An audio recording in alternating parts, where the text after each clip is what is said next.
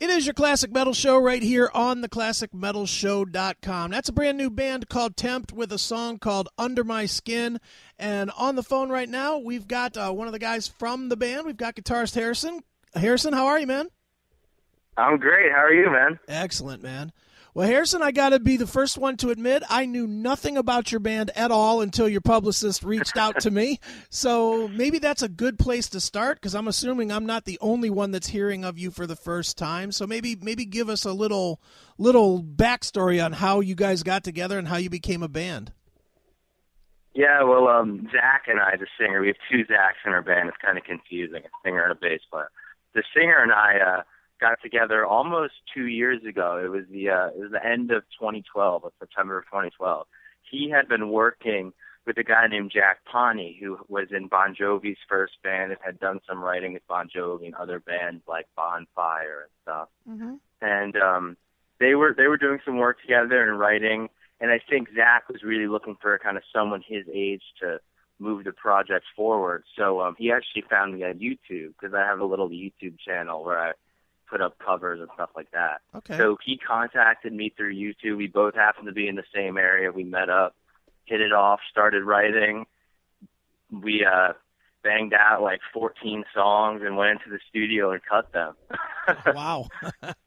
So, and it's interesting that you found somebody that's worked with Bon Jovi because I know I have 4 songs that the publicist sent me, and the 4 songs that I heard definitely have sort of that New Jersey era Bon Jovi, not necessarily the sound, but the hooks and the writing style seems to fit in that way. Is that fair?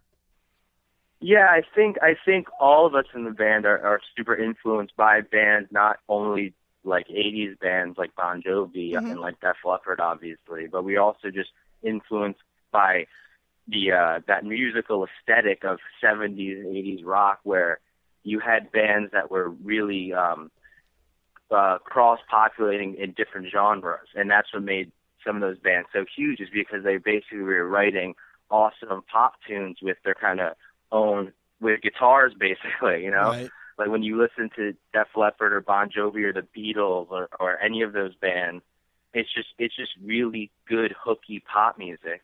And I think there's kind of a big void in the rock world right now where you kind of have on one extreme super poppy stuff that's being called rock, which no one who listens to rock music associates with, right. And then super heavy stuff. And there's kind of this void that made the 70s and 80s so great, is you had these kind of soft rock or even hard rock bands that appealed to pop fans and Michael Jackson fans and that kind of thing. Right. Now it's interesting that you bring that up, because the one thing that would be weird with that is that I would think that the audience for that music that, like you're saying, that is just not getting covered is actually a much older audience than you guys are. Because if I'm not mistaken, you guys are all like 19, 20. You guys are young. I'm gonna think that I think that's a fair point. I think that obviously our style of music is going to appeal to people who an older crowd that like rock music. But at the same time, we're getting an incredibly good response from young people who don't listen to rock music, very young people like ages 15 to 19, okay, because they haven't been exposed to things like guitar solos ever. And you know, it's kind of weird to think about it, but a lot of them haven't heard that kind of anthemic pop melodic rock sound before. So I think as we move forward and kind of develop our own sound and own voice, I think it has real potential to actually strike a chord with a much younger audience who is kind of being force-fed this kind of same-sounding pop thing over and over again every year. Sure, and I think probably for the younger crowd, you know, one of the things that, and I'll put it this way, I'm 46, so I'm part of that older generation that grew up with Motley Crue, Def Leppard, Bon Jovi, you know, all those bands in their prime. You know, I think one of the things, which is one of the reasons that the younger crowd may not associate with that music. I mean, sure, they know Motley Crue and they like Kickstart My Heart and all that stuff, but they don't have their own bands to latch onto where my generation did. And maybe you guys can actually fill that void for that younger crowd. Is that fair? Yeah, I think that's definitely what we're trying to do, and I think it's interesting that we've had such a good response from, because we were kind of unsure at first, but like all my old high school friends and even people who don't know me personally or anyone in the band, who like 15-year-old girls are like our music and listening to it, and I think just because it's something that's a little newer and fresher for them and a little more real, and I think that's a fair point to say that we're kind of void of any bands anymore. No one has bands they listen to. It's all kind of solo artists and that kind of thing. Sure. And I don't know. I think it definitely has a lot of potential, if not with us or someone else down the line. But I feel like this kind of thing is very cyclical, and I think it's time for there to be a reemergence of not necessarily 80s or 70s sound, because we don't want to just recreate an old genre. We want to progress it and carry those kind of influences, aesthetics, and turn it into kind of something new and create a new scene out of it. Sure. Now, one of the things that you guys have done, and smartly so, I might add, is that you picked Michael Wagner up to work with you on the recording of the record. How did you guys end up teamed up with him, and do you think that you got more or less what you paid for by bringing him into the project? Oh yes, definitely. We're super excited about how it sounds. I mean, I think it's amazing how it sounds. And when you listen to our first demo, it's definitely come a long way. So it's very exciting for us. And we basically just contacted him, and we sent him some of our demos, and he was really got into the project. And it's interesting because we never actually met him face to face when he was mixing it. It was all via phone call and stuff, and just sending stuff over the internet. Okay. So we actually just met him recently. We were on tour going out to Rocklahoma. We stopped by Nashville and met him for the first time. But he did a lot for our stuff, and we're super thankful for him. And we're definitely gonna try to keep working with him for however long we keep at it. Sure. Now, obviously, he has a humongous reputation. How much of his reputation helps you guys to get people that are maybe a little bit skeptical to give it a listen, just because of, well, it's Michael Wagner that did it? I'm actually not sure about that. I mean, he has been super supportive of us as to tell people he knows about it, okay, and to get people to do it. I mean, and obviously it gives you some credibility when someone knows that you got mixed or produced by Michael Wagner, because they know it's probably going to sound pretty good. Right. If the songs suck, at least it'll sound good. But right. I mean, I'm not sure how much just his name helps us, but I think it helps some. And he's been super helpful just with posting on Facebook and getting people to our shows and telling other people about us. So we've been super thankful for all he's done for us. Sure. Now, being young guys, I'm sure you're learning very fast that this is a very, very rough and tumble business, and there's always guys looking to take advantage of people, especially younger guys. What have you guys kind of put in place, whether it's management or just yourselves or what have you, to more or less protect you from getting burned up and eaten up by the industry itself? I think it's really just we're trying to be as patient as possible. We know that the music business is kind of in this weird state of flux right now, where the kind of old model that everyone got famous from, of kind of just grassroots development, is kind of done, and there's no real label signing multi-album deals to bands anymore and that kind of thing. So we're trying to be patient. I mean, we have our full-length album done. Okay. And we've released this EP, which is what you have, and we're trying to kind of slowly roll out our stuff. And we've gotten some offers from people, and we've been talking to a few labels. So we're being very careful about it. I think just as much as it pains us, because we all want to just get our music out there, I think being patient and just really kind of analyzing what's happening in the music business and stuff is in the long run is going to be worth it for us, and also for our fans and getting our music out to people. Sure. Now, you're talking about the grassroots, I think grassroots in 2014 is social media. Great, you basically can reach as many people as you want to with social media.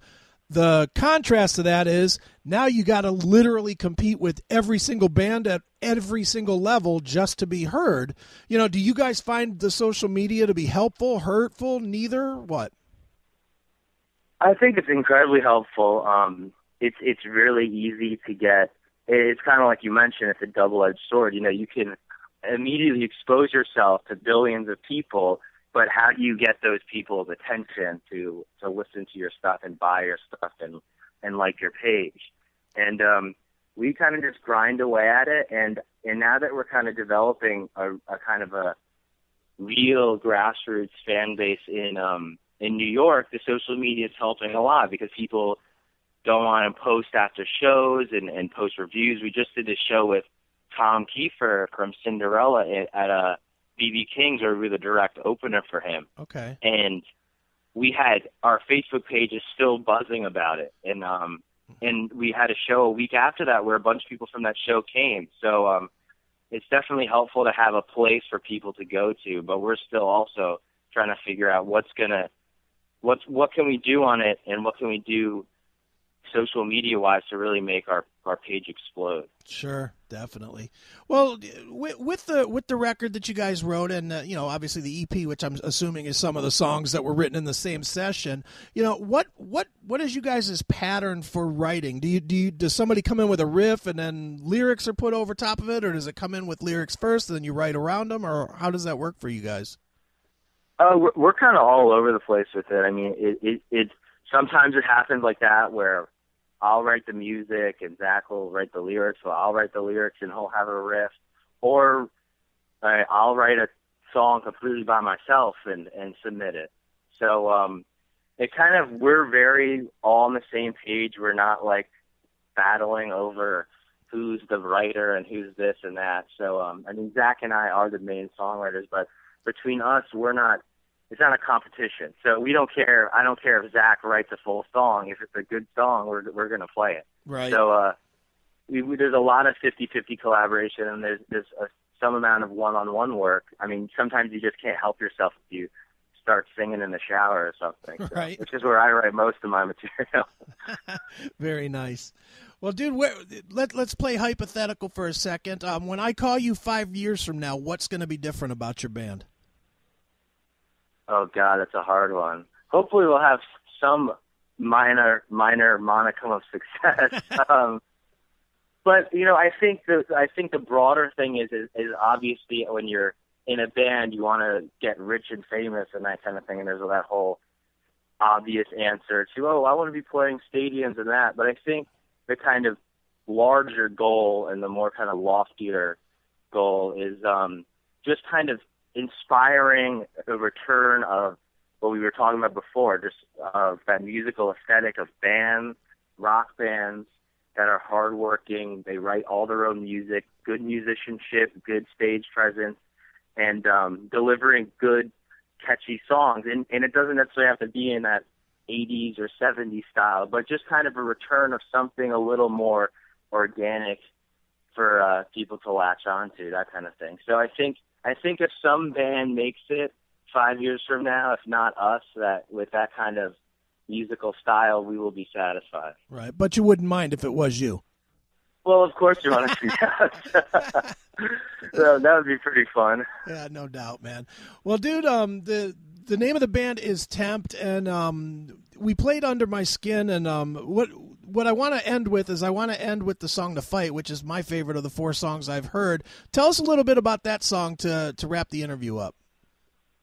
That's a song that I wrote last year, and it's a song that's obviously on the surface kind of about, like, you know, a relationship struggle and that kind of thing. The idea that fighting through hard times is going to strengthen a kind of a bond between two people, but a lot of times I even think of it a little more above that, and that, you know, it's kind of just a universal message, not necessarily for relationships, but for anything, for friendship, for civil conflicts. I mean, you think about what's happening in the Middle East right now, that crazy stuff. So I think obviously the lyrics, it's about a girl and a guy and whatever, but the song definitely carries some a little more meaningful undertones. But listen, we're 19-year-old kids, and it's not that we're not aware of any of the hardships of life or anything, but we just try to focus on writing fun music that we'd want to listen to, because we're at that point in our life where we're trying to be as carefree as possible. Excellent. Well, let's give everybody a taste of this one right now. This is The Fight. It is Tempt right here on your Classic Metal Show.